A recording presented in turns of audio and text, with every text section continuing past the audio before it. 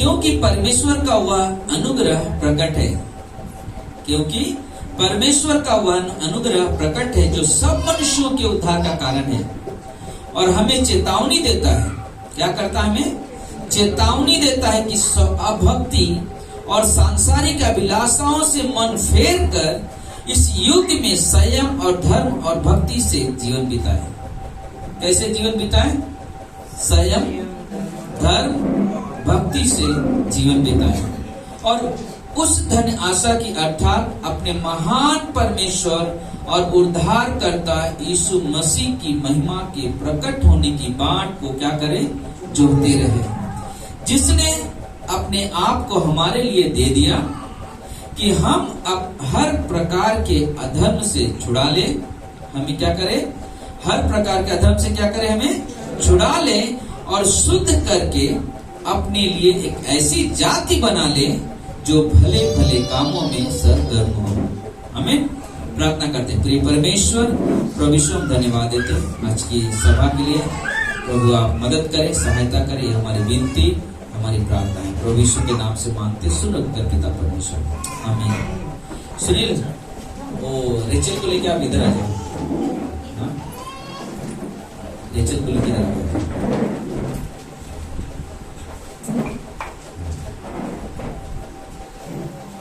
Good, अच्छा है।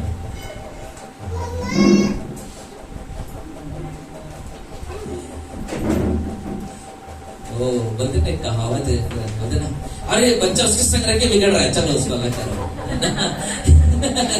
तो जरूरी है, बच्चे है ना, वो तो करेंगे, बोलते रहते हैं, मस्ती करते रहते हैं, लेकिन हाँ, थैंक यू। आज जो हम बात करने वाले हैं ना, उनका आज का जो संदेश है, अनुग्रह परमेश्वर के उद्धार को लेकर आता है और हमारे जीवन को बदलता है। अनुग्रह क्या करता है? परमेश्वर के उद्धार को लेकर आता है, हमारे जीवन को बदलता है ना। अनुग्रह, अनुग्रह कहाँ है? अनुग्रह हाँ पीछे है। अनुग्रह क्या करता है? परमेश्वर के द्वारा हमारे अंदर आता है, यानी कि अनुग्रह परमेश्वर के द्वारा क्या करता है? उद्धार को लेकर आता है और हमारे जीवन को बदलता है। और यही नहीं, लेकिन मालूम है परमेश्वर भी कुछ हमें कहता है। हमें का मतलब सिर्फ मुझे नहीं, हम सबको, हर एक विश्वासियों को परमेश्वर भी कुछ पदवी देता है। और यहाँ पे जब हम देख रहे हैं तो वहां पे बोल रहा है कि हमारा काम है कि जब हमने उद्धार का संदेश सुना, स्वीकार किया, जो अनुग्रह से हमें मिला है उद्धार, तो बोलते कि हमारा काम है, और हमें चेतावनी भी देता है, हम लिखा हुआ चेतावनी देता है कि संसारिक अभिलाषाओं से मन फेरे। संसारिक अभिलाषाओं से क्या करें? मन फेरे। और वो हमारे लिए बहुत जरूरी कि हम अभिलाषाओं से मन फेरे। क्या है संसारिक अभिलाषा? बहुत चीजें हो सकती है, बहुत चीजें हो सकती है। बाइबल में जिक्र किया है 3 ऐसे अभिलाषा जिसे कहा जाता है आंखों की अभिलाषा, सांसारिक अभिलाषा और जीविका का घमंड। आंखों की अभिलाषा, शरीर की अभिलाषा और जीविका का घमंड, 3 चीजें। ये तीनों क्या करते हैं? हमें परमेश्वर से दूर लेकर जाते हैं। जरूरी है कि हम इन चीजों को समझें और इस चीज के लिए यहाँ पर पौलुस तीतुस की किताब में चेतावनी देता है और तीतुस से कहता है कि तू एक काम कर, संयम नहीं, एक और सबसे उसके आगे, इस युग में, आजकल के समय में आप देखोगे बुराई बहुत ज्यादा है, तो कहता है इस युग में संयम और धर्म और भक्ति से क्या कर? जीवन बिता। और वो हमारे लिए बहुत जरूरी है कि हम इस युग में, इन समयों में वो जीवन बिताएं। क्योंकि जब हम देखते हैं परमेश्वर के वचन में, अनुग्रह इतना बड़ा शब्द है और इतना बड़ा कार्य करता है अनुग्रह कि हमारे और आपकी सोच से कहीं बहुत हटके है, बहुत हटके है ना। बोलते कि अगर कोई व्यक्ति अच्छा जीवन जी रहा है, लोग बोलने जा रहे हैं बहुत अच्छा है, अरे बहुत अच्छा करता है, बहुत अच्छा करता है, अगर अचानक बुराई में आ जाए क्या हो जाएगा? लोग क्या करेंगे? फिर क्या अच्छाई को याद रखेंगे? नहीं। लेकिन जो आदमी बुराई बुराई बुराई बुराई बुराई बुराई बुराई में जी रहे और अचानक उसके अंदर अच्छाई उत्पन्न हुआ, जब परमेश्वर को उसने पाया तो क्या होगा? लोग क्या करेंगे? क्या बुराई को याद रखेंगे? नहीं, उन अच्छाई को बताएंगे, क्योंकि क्या किया? पहले बुराई में था, लेकिन जब प्रभु को जाना तो क्या गया? उनके अंदर अच्छाई उत्पन्न हुई। और परमेश्वर के जीवन से यही मिलता है, परमेश्वर के जीवन से यही मिलता है। क्योंकि मालूम है, कुछ शब्द मैं आपको बताना चाहता हूँ। परमेश्वर शब्द नहीं जो किताबों में मिल जाए। परमेश्वर शब्द नहीं है जो हमें किताबों में मिल जाए। परमेश्वर मूर्त नहीं है, यानी कि मूर्ति नहीं है कि मंदिर में मिल जाए। परमेश्वर इंसान नहीं है कि समाज में मिल जाए। परमेश्वर जीवन है जो हमारे और आपके अंदर निवास करता हुआ मिलता है। हालेलुया। ना परमेश्वर कहीं नहीं मिलेगा, मिलेगा तो आपके अंदर, क्योंकि आप परमेश्वर को जानते हो और आप परमेश्वर पे क्या करते हो? विश्वास करते हो। क्योंकि उस परमेश्वर के द्वारा, उसके अनुग्रह के द्वारा हमने क्या पाया? उद्धार पाया। और परमेश्वर ने उद्धार के द्वारा अपने कार्य के लिए तैयार किया, ताकि हम क्या करें? इस युग में संयम, धर्म और क्या करें? धर्म और भक्ति से जीवन बिताए ना। संयम, धर्म और भक्ति से जीवन बिताए। और आप मालूम है, जब कलीसिया में आते हो, सभाओं में आते हो, प्रार्थना में आते हो, ये आपका भक्ति का जीवन है, ये धर्म का जीवन है जो परमेश्वर को आप पेश करते हो, जो परमेश्वर को आप पेश करते हो। हम लोग हर शुक्रवार के दिन उपवास प्रार्थना के बाद जाते हैं प्रचार के लिए। हमने शुक्रवार के भी वहां से प्रार्थना किया, सूरज घर से, फिर वहां से हम लोग वहां से गए, वहां पे मंडाला के पास, वो गली के पास, वहां खड़े होकर हम लोगों ने प्रचार किया, सारे लोग मिलकर। क्यों? ये भक्ति का जीवन है। परमेश्वर जीवन देता है। हमें जरूरी है कि हम परमेश्वर के जीवन को उपयोग करना। परमेश्वर के जीवन को उपयोग कैसे उपयोग करें ना? कैसे उपयोग करें? संगति के द्वारा, किसी व्यक्ति को सुसमाचार सुनाने के द्वारा। आज पास्टर मेलिन ने आखिरी में आके सुना, कुछ शब्द उन्होंने कहा ना, बोले कि चर्च का काम है ना, परमेश्वर की जो सेवकाई है ना, अकेला नहीं होता है ना, सब लोग मिल के करते हैं ना, मिलकर करते हैं। और परमेश्वर आपको अगर यहाँ पर रखा है तो परमेश्वर चाहता है कि हम उससे करें। और एक चीज और मैं आपसे चाहता हूँ, यहाँ पे जितने भी लोग हैं, चाहे लेडीज या जेंट्स, आपको मालूम है बुधवार और गुरुवार क्या होता है?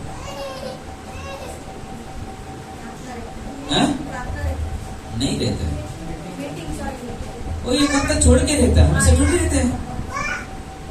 अभी इस बुधवार गुरुवार को क्या है? मैं पता है, अभी अनाउंसमेंट के पता है,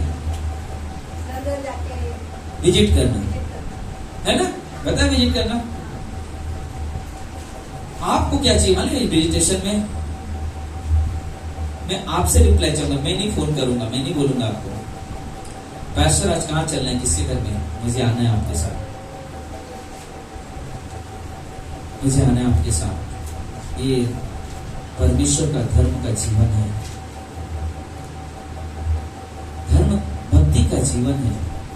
आप मालूम है, जो आदमी चर्च नहीं आता है, अगर आप उसके घर में जाके दो शब्द बोलोगे, उन्हें उत्साहित करोगे, तो व्यक्ति चर्च आने लगता है। अगर उसके बाद नहीं आ रहा, उसको प्रॉब्लम, लेकिन आप अपने कर्तव्य पूरा कर रहे हो, आप अपने क्या कर रहे हो? कर्तव्य पूरा कर रहे हो। और यही चीज है कि हम ना इस संगति करें, इस संगति करें। अभी तक हमने ये चीज नहीं पाली, हम आज इस समय हम आज से चाहते हैं कि आपके पास से मेरी कॉल आनी चाहिए, पास आज मैं फ्री हूं, क्या करूं? घूमने का प्लान होगा, कैंसिल करो, वो आपका डिसीजन है। फ्री हो, प्रार्थना है, कैंसिल करो, प्रार्थना कैंसिल करो, नहीं ना, प्रार्थना में हमें वो चीज ढूंढो आप अपने जीवन में। ये विश्वासी जीवन प्रकट होना चाहिए, क्यों तीतुस को पौलुस क्यों ऐसी बातें कर रहा है? क्योंकि पौलुस चाहता है कि लोग क्या करें? संयमी बने, धर्म और भक्ति का जीवन बिताएं। मैं ये नहीं कह रहा हूं आप काम छोड़ के मेरे पास आओ, काम छोड़ के चलो, नहीं। लेकिन वो खाना बनाना काम नहीं है, वो जिंदगी भर रहेगा ना, याद रखना। खाना बनाना काम हो जिंदगी भर, तो खाना बनाना है।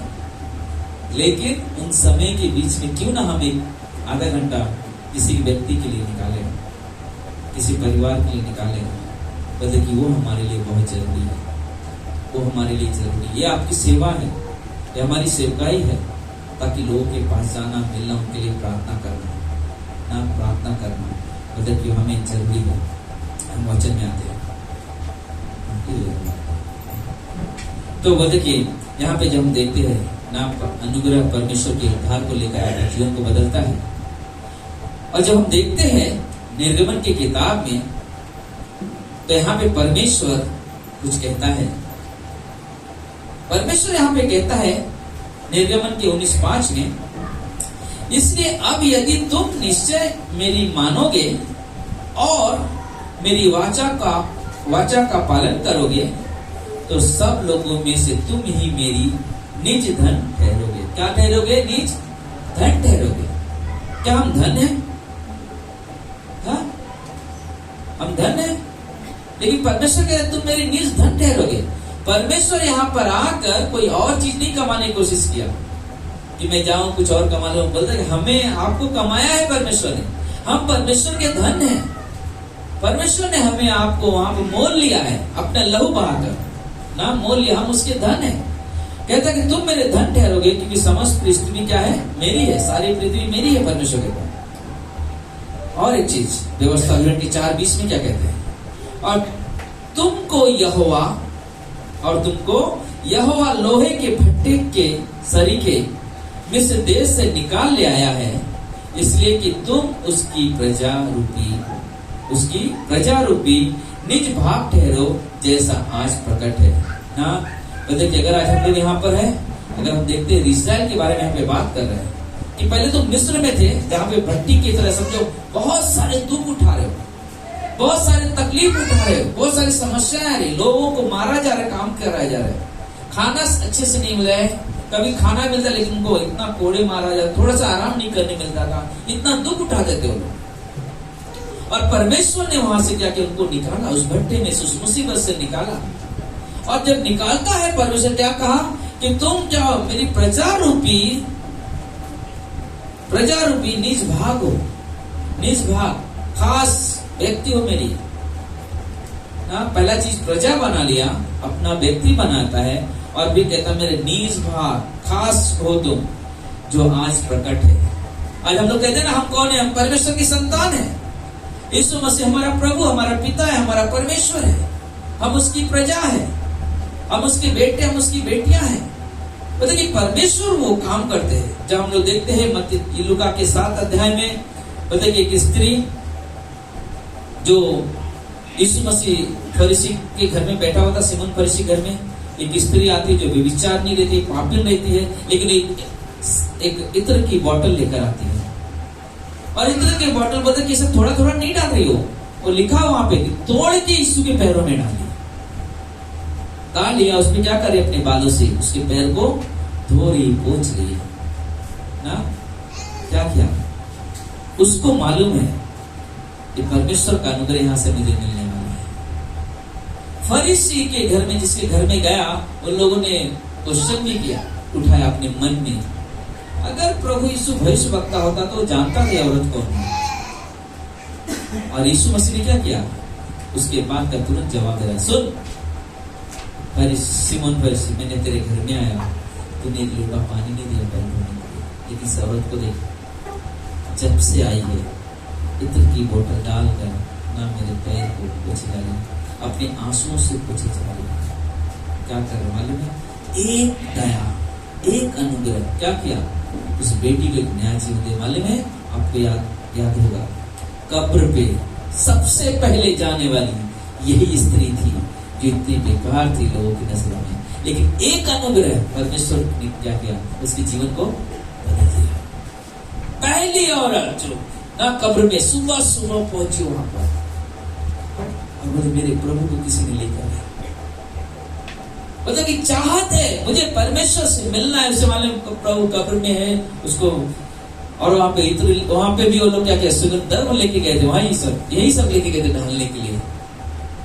और क्या देख रहे, कब्र खाली, और रहा नहीं गया, भाग के आई। सुनो दासों का बोले सुनो, प्रभु का नहीं है, प्रभु वहां पे नहीं है, कब्र खाली है, कब्र खाली है।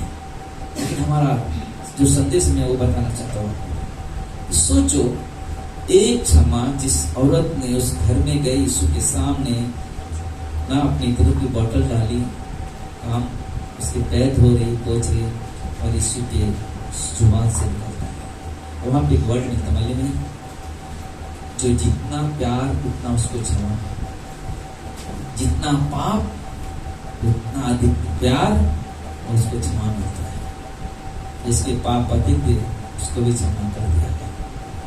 लोगों की नजरों में वो पापी नहीं थे, क्या हो गया, परमेश्वर ने अपने अनुग्रह के द्वारा उसे उद्धार दिया और परमेश्वर की दासी बन गई, परमेश्वर की दासी बनी।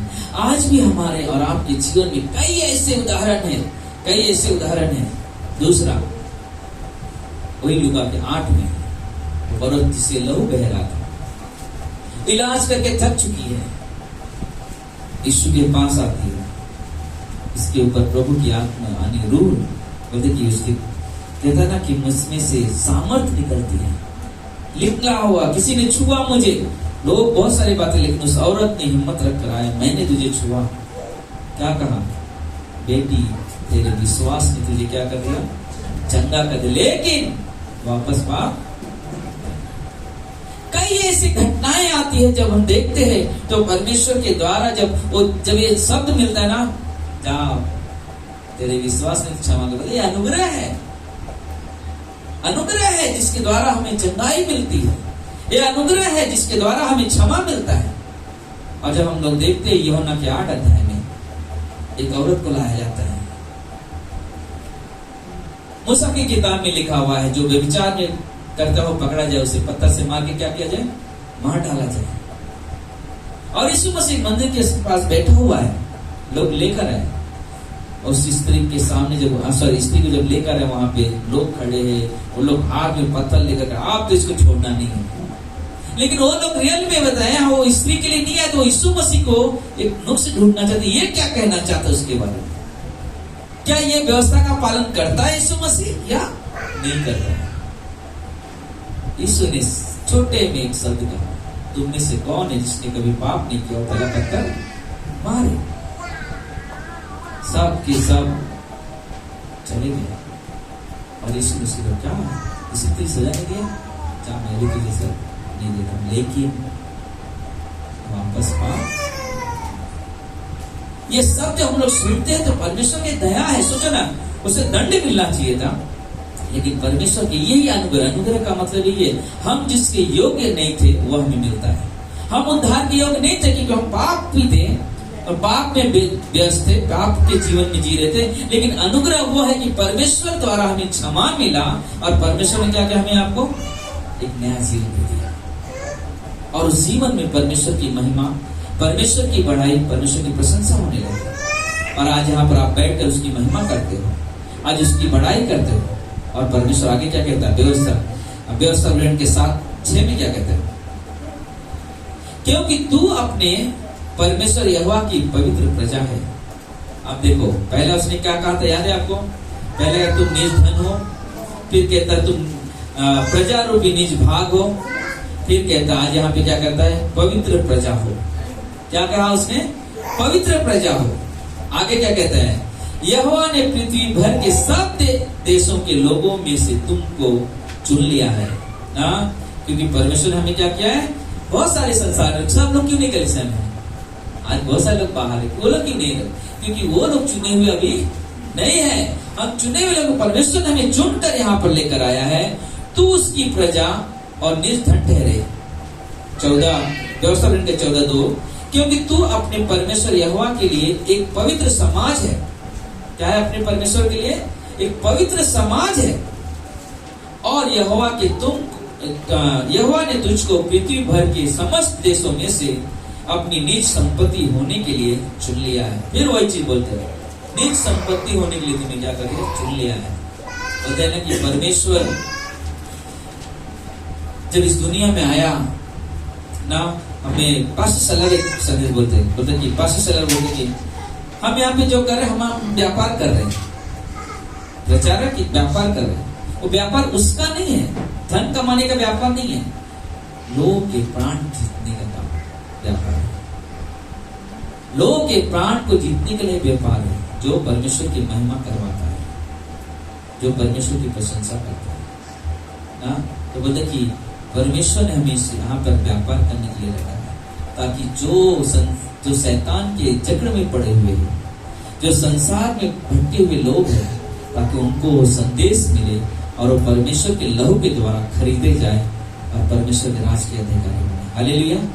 ये परमेश्वर का यही उसका वादा है और चाहता है कि हमें करे। भजन संहिता 72 12 से 14 कहता है, क्योंकि वह दुहाई देने वाले दरिद्र को और दुखी और असहाय मनुष्य का उद्धार करता है।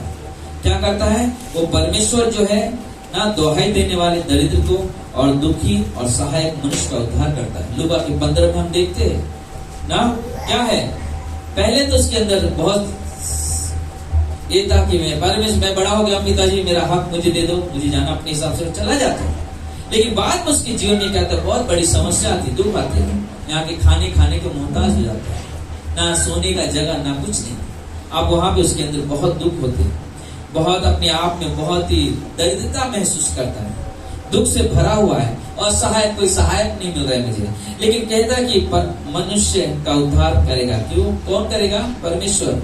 तो बोला कि उसके अंदर एक चीज आया कि चलो मैं पिताजी से कहूंगा।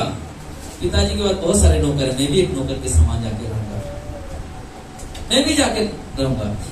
ये अनुग्रह है कि वो आता है, पिताजी देखते हैं, पिताजी ये भी नहीं बोला तूने पैसा लेके गया था, तूने अपना हिस्सा लेके गया था, क्यों वापस आया। ये अनुग्रह है। वो कुछ नहीं सवाल पूछा, क्या किया, उसे गले लगाकर चूमने लगा, चुन रहा है। और लोग सोचेंगे ये इतने तो अपना हक वापस क्यों दिया इसको। बड़े भाई के अंदर ये विचार आया था, कुछ महीना पहले संदेश सुने थे हम लोग, तो बोलते को विचार है। लेकिन सोचो ना, ये हमारे लिए बहुत जरूरी है कि एक पिता जिसके पास बेटा आता है, बोलता है कि पिताजी मुझे नौकर बना के रखो, लेकिन पिता क्या करता मालूम, वो पदवी देता है जहां से वो निकला है। यीशु मसीह जब परमेश्वर ने आदम हवा को बनाया, तो वो लोग पाप के कारण स्वर्ग के अधिकारी नहीं थे, पाप के कारण यहाँ तक इनको आदम की वाटिका से निकाल दिया गया। लेकिन बोलते कि एक मेमने के बलिदान के द्वारा और रिश्ता वापस जोड़ गया। आज हमारा और आपका जो पाप से दूर थे, हम परमेश्वर से दूर थे, परमेश्वर ने अपनी बेटे को इस दुनिया में भेजा, प्रभु यीशु मसीह को उसके लहू के द्वारा क्या गया और रिश्ता वापस जुड़ गया। और ये अनुग्रह से हुआ। इफिसियों के 2:8 में कहता है तुम्हारा उद्धार तुम्हारे कर्मों से नहीं हुआ, तुम्हारे विश्वास के द्वारा तुम्हारा उद्धार। क्योंकि अगर कर्म से होगा तो इंसान घमंड करेगा अपने आप में, लेकिन ये विश्वास के द्वारा है, इसलिए घमंड करने की कोई बात नहीं। अगर हमें घमंड करना है तो हम अपने आप में घमंड नहीं कर सकते। हम घमंड किसमें करेंगे? परमेश्वर पे, जिसके द्वारा हमें उद्धार मिला है, जिसके द्वारा हमें क्षमा मिला है, हम उसकी महिमा करेंगे, हम उसकी बढ़ाई करेंगे। उसी ने हमें इस योग्य समझा और अपनी संतान, अपनी प्रजा बनाया। 13 वचन कहता है भजन संहिता 72 का 72 का, वह कंगाल और दरिद्र पर तरस खाएगा और दरिद्र के प्राणों को क्या करेगा? बचाएगा। वह उनके प्राणों को 14 में, वह उनके प्राणों को अंधेर और उपद्रव से छुड़ा लेगा और उनका लहू दृष्टि में अनमोल ठहरेगी। सोचो ना, परमेश्वर बदल में हर तरह से उन्हें छुड़ाऊंगा। अगर उनकी उस समय में अगर मृत्यु होती, बदल मेरे लिए बहुत अनमोल है ना। बदल जब किसी विश्वासी को कोई हाथ करके मार डालता है, एक मौत तो इंसान साधारण मौत हर एक को आने वाली है, लेकिन समझो किसी की हत्या करके परमेश्वर को बहुत सोचता, बोलता ये मेरे लिए अनमोल था, अनमोल था, इसका कोई कीमत है, क्योंकि मैंने अपने लहू से इसे खरीदा, इसे भेजा इस संसार में कि जाए, लोगों को सुसमाचार सुनाए, लोगों का जीवन बचाया जाए।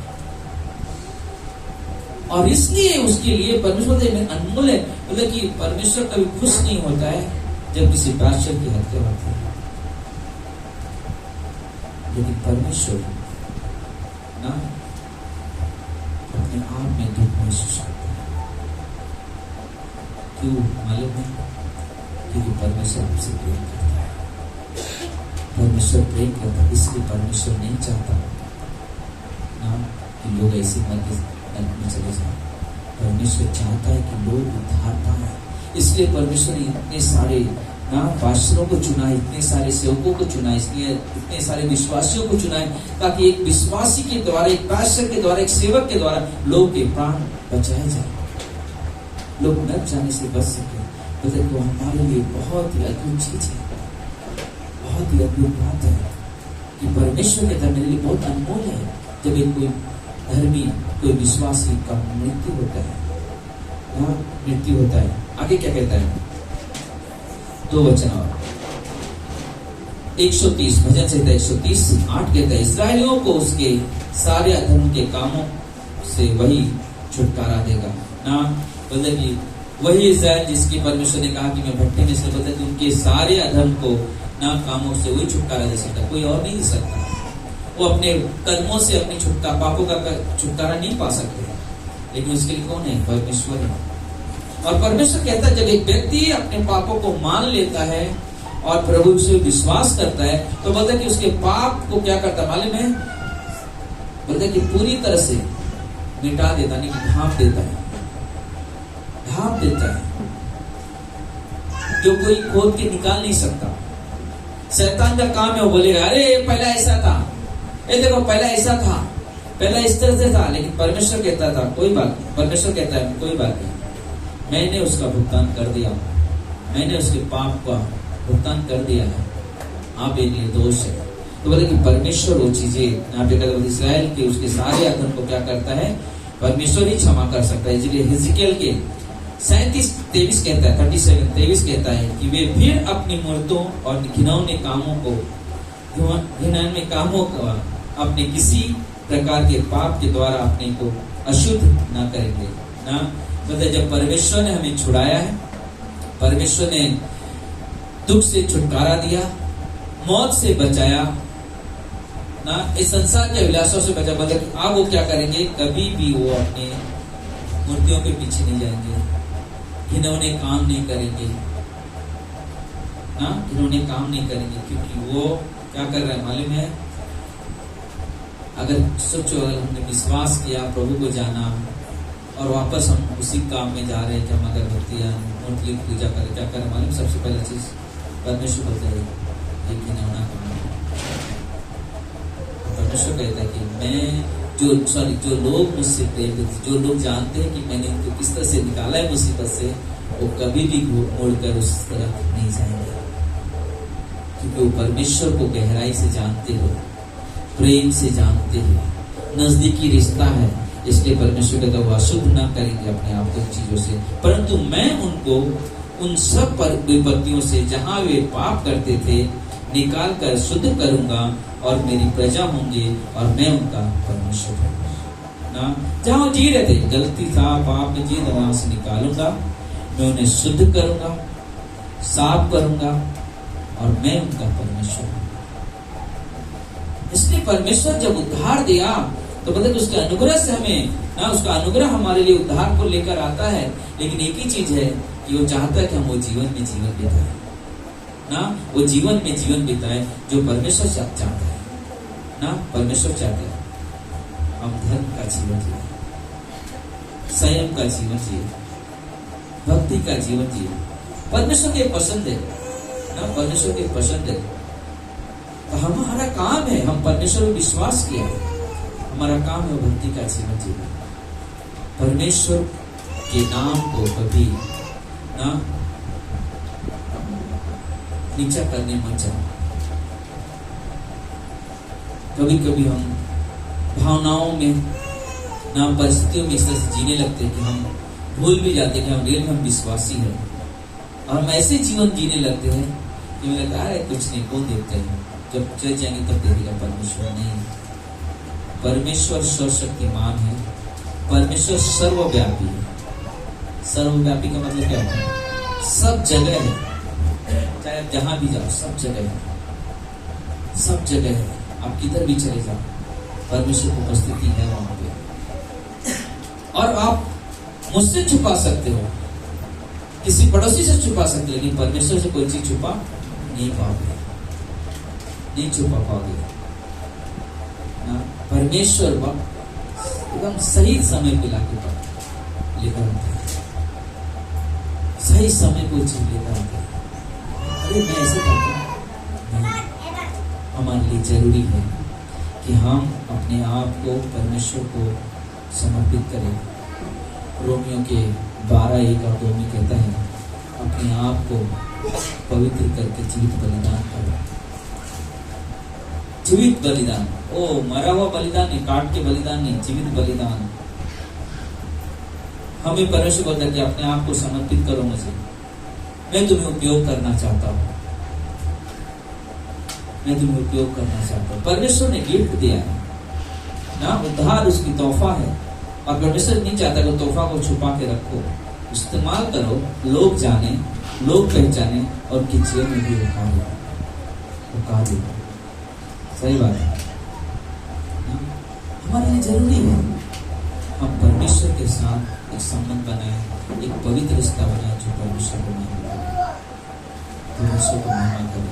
आप अपने समय को व्यर्थ मत करो, व्यर्थ मत करो, परमेश्वर की महिमा करो, परमेश्वर के साथ चलो, परमेश्वर के साथ बैठो, परमेश्वर के साथ सोचो ना, परमेश्वर के साथ सोचो। यही हमारा देश है ना। परमेश्वर चाहता कि हम एक साथ बैठे टेबल पे, सर रियली परमेश्वर चाहता कि हम एक मेज पे बैठे आमने सामने। और वो आमने सामने कब बैठोगे मालूम है? जब आप प्रार्थना के समय निकालते हो, अब अपने सामने बैठते हो परमेश्वर के सामने, परमेश्वर आप इधर बैठते हो और सब बातें अपने दिल की खोल के कहते हो परमेश्वर से। तो देखिए टेबल है, जिस टेबल के सामने हम जाकर बैठते हैं, वो मेरा परमेश्वर, वाओ मेरा परमेश्वर मेरे सामने खड़ा है, मेरी प्रार्थना को सुन रहा है। किसी पड़ोसी को बताओगे अपनी प्रार्थना, थोड़ा मजाक उड़ा सकते हैं, लेकिन परमेश्वर आपकी प्रार्थना को बहुत ध्यान से सुनता है, और ध्यान से सुनने के कारण वो हमारी उत्तर भी देता है ना। हमारा परमेश्वर से नहीं सुनाई नहीं दे तुमने नहीं, परमेश्वर प्रार्थना सुनने के लिए हमेशा तैयार रहता है। हमारा कर्तव्य है कि हम परमेश्वर के साथ गहरा रिश्ता बनाए, गहरा रिश्ता बनाए।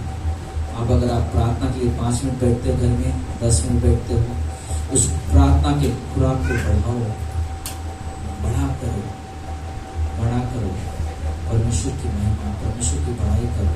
बहुत अच्छा संदेश ना, संगति जरूरी है हमारे लिए, संगति करो ना। संगति के बगैर हम नहीं कुछ नहीं कर सकते। कहा तुम मेरे बगैर कुछ नहीं कर सकते, 15:5 लिखा हुआ है। जरूरी है हमारे लिए, संगति जरूरी है। संगति में जीवन जीना, परमेश्वर की महिमा, परमेश्वर की बड़ाई। आमीन। आइए हम प्रार्थना करें। प्रिय परमेश्वर प्रभु यीशु, हम धन्यवाद देते हैं मेरे पिता, धन्यवाद देते हैं मेरे प्रभु जी। आपकी स्तुति, आपकी प्रशंसा, आपकी बड़ाई करते हैं। धन्यवाद आपके अनुग्रह के लिए जिसके द्वारा आपने हमें उद्धार दिया प्रभु जी।